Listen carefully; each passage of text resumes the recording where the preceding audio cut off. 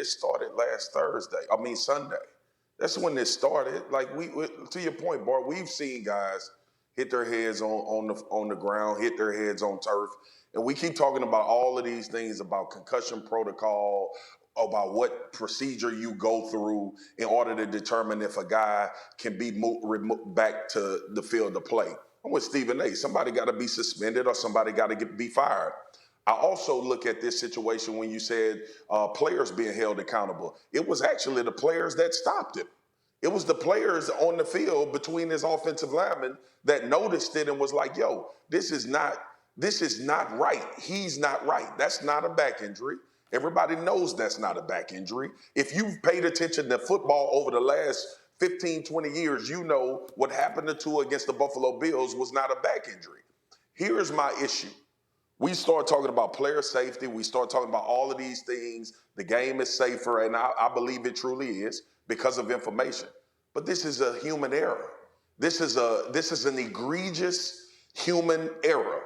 And whoever gave the test, whoever allowed Tua to go back on the field, that is the person we're supposed to be talking about, or the people we're supposed to be talking about. Mike McDaniel's statement fell on deaf ears with me. Absolutely. You already put a player in harm's way. You knew damn well you was putting Tua in harm's way last Sunday when you were playing the Buffalo Bills and he went back in the game. We've been around the game long enough to know that. So last night when this happens to Tua, my first initial thought is not, well, let's get on the NFL and let's get on the people that made the decision. My first initial thought was, I hope Tua don't have brain hemorrhaging. That's what I thought. I was like, I hope this kid is okay to just come back in normalcy. I'm not being dramatic. What I saw last night was way beyond a concussion of thought. It was the fact that what I saw last Sunday and what happened this Thursday could have been way more serious because someone decided in the Buffalo game to let him play, and they also doubled down and let him play 5 days later. That's the issue we should be talking about. Well, we are talking about it. It's not that we should be talking about it. We are talking about it. We talk about it right now. And I'm glad you brought it up because there's a couple of things that also need to be brought up here.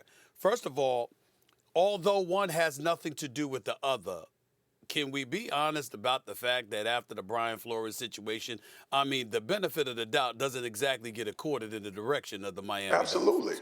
We got some questions about that organization, okay? All right, and the kind of things that they're willing to do, whatever that may be. We don't know, and we're not going to sit here and act like we do know definitively. But does it raise an eyebrow? Does it bring into question who this organization is, what they are all about, what they stand for? You're damn right it does. That's number one. Number two, when we talk about people who need to be suspended and fired, we get that. We understand it. I brought that up at the very beginning. And definitely somebody has to be made to pay a price here. Let's also talk about this. Tua was let out of the hospital. I would question that. To fly back. To fly back, to get on a plane. Now, ladies and gentlemen, I'm talking, listen, you ever sat up there on a plane, right?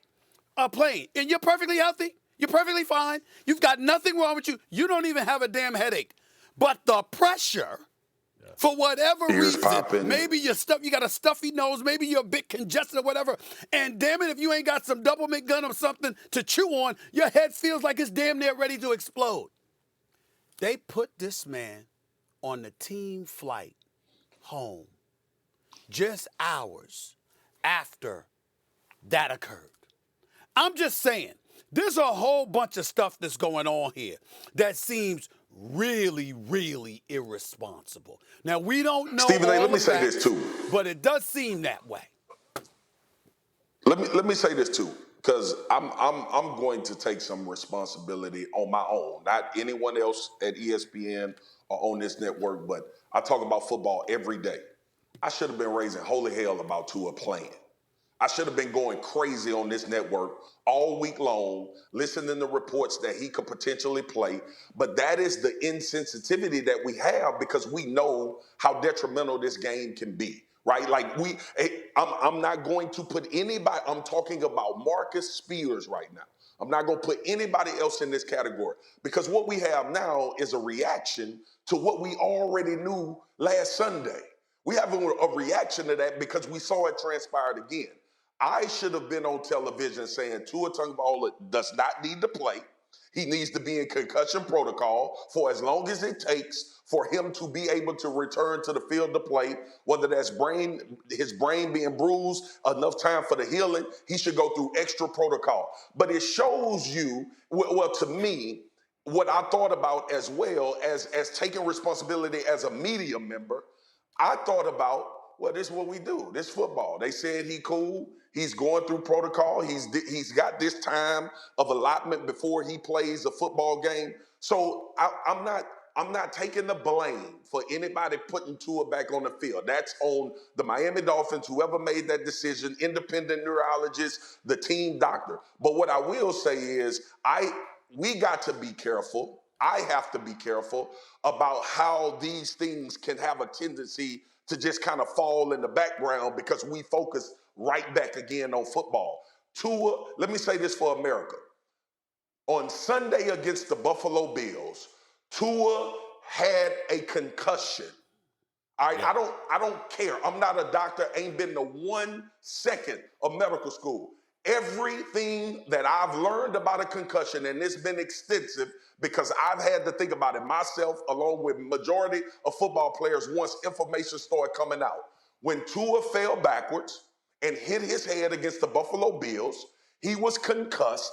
He was trying to come to. He did not stumble because his back was injured. He did not stumble because his ankle was hurting. His equilibrium was knocked off because he hit his head and he was concussed. And I should have been raising hell about that all the way up to leading to this game Thursday. So I just wanted to say that.